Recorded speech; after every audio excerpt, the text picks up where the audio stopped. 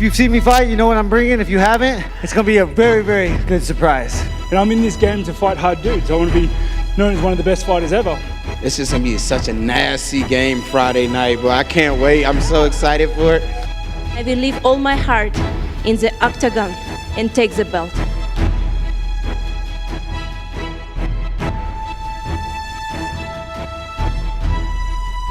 What is up, everybody? Thanks for joining us. Covering thecage.com here with the Las Vegas Review Journal. International Fight Week here in Las Vegas.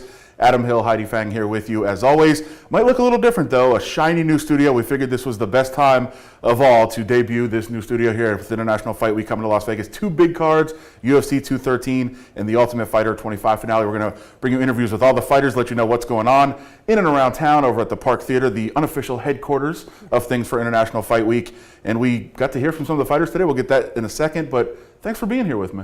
Yeah, I'm really excited, Adam, about having this new studio and everything that is going to come along with it with coveringthecage.com. But today we have a ton of great information for you coming from the UFC 213 and Ultimate Fighter 25 finale open workouts, where we were able to hear from a lot of the key fighters in these events. Yeah, we'll get right into it. The main event, UFC 213, Amanda Nunes defending the title against Valentina Shevchenko. It's a rematch. They fought a year ago when they were both trying to get the title. Now Nunes has the belt. It's a big fight for her, a big opportunity. She is the A side of this fight now. She was the B side against Miesha Tate, the B side against Ronda Rousey. Now she is the star. She is the headliner. And she's been disturbed a little bit by the fact that, hey, she won the fight against Shevchenko, but people talk about how tired she got. She got exhausted late in the fight. She almost lost the decision. She does not want the judges to have a hand in it this time. I'm going for the finish, you know? Whatever, the first, the second, the third, the fourth, the fifth, I will be ready. So UFC 213's main event, Amanda Nunes and Valentina Shevchenko, I'm expecting a ton of fireworks. We saw that during the UFC summer kickoff tour where they came to blows during their stare down. Adam, you had the opportunity to speak to Valentina earlier this week. What did she have to say? Yeah, I talked to her down in Los Angeles, and she said she's thought about that fight a lot. She's watched it over and over again. She remembers how close she thought she was to winning that fight and all the opportunities that came to Amanda Nunes for winning that fight. She's had a lot of time to think about it.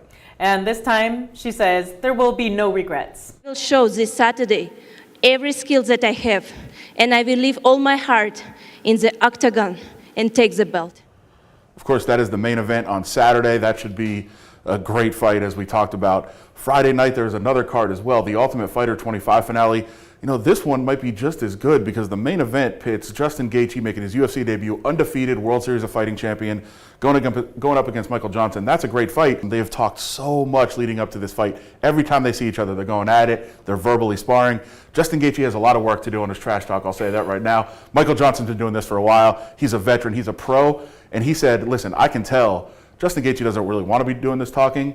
He's trying to talk himself out of being scared. Yeah, it is what it is, man. He's trying to sell the fight, but his nerves, you know, he's trying to talk himself into something, but he's doing a little bit too much of this. But, you know, Saturday or Friday, no more talking, no words. It's just business. One of the really cool things about International Fight Week is it's not just about the fights. We have a lot of fights Friday, a lot of fights Saturday, but there's different things going on every single day this week. We're going to hear from a lot of different fighters all throughout the week, and we'll bring that to you every night. But we got to hear from the women of the UFC today. It was a panel discussion. I thought a lot of really great things came out of that.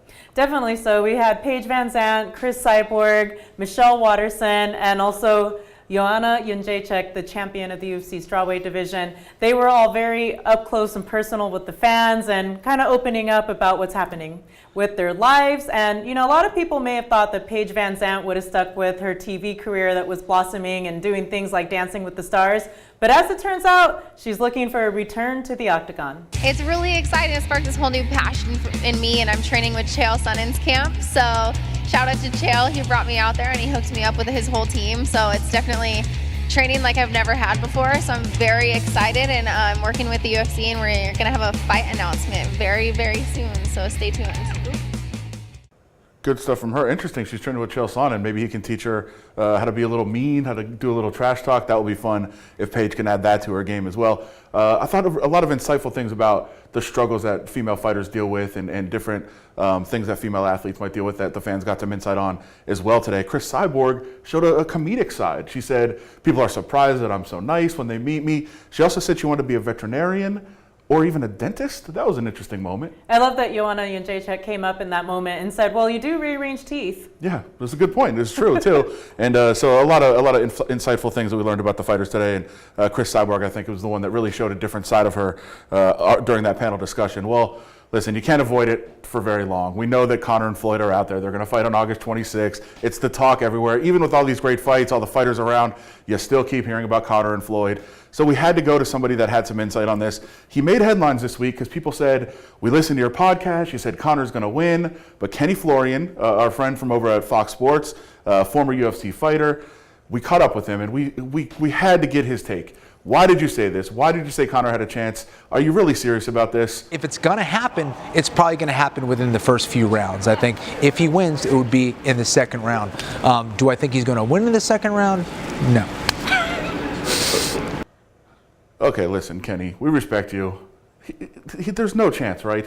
You don't believe this. You're not buying into Conor having a chance, do you? I am. I actually think that Conor does have a chance. You leave it all in that left hand and he can catch Floyd.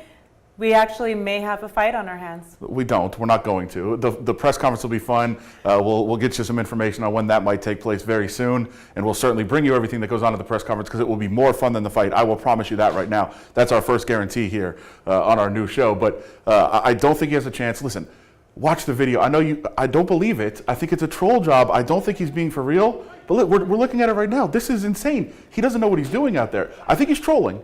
I think he can really fight a little better than this. But you can't possibly buy this. You're too smart for this, Heidi. Conor visualizes these things, and I believe in what he says he visualizes, and I think that he actually is leading himself into believing that he can be the one to put that one in the loss column for Mayweather. Well, that's why this stuff is fun, and that's probably why you're doing better than me on the predictions this year. We'll take a look, and we'll have plenty of time to analyze that fight in the very near future. But a great time this week, great fights coming up. We'll have it all for you here at coveringthecage.com. Follow us on all the social media platforms as well, whatever your favorite is. Follow us as well, Adam Hill, LVRJ, Heidi Fang, coveringthecage.com. We'll be with you tomorrow and every night this week. International Fight Week here in Las Vegas.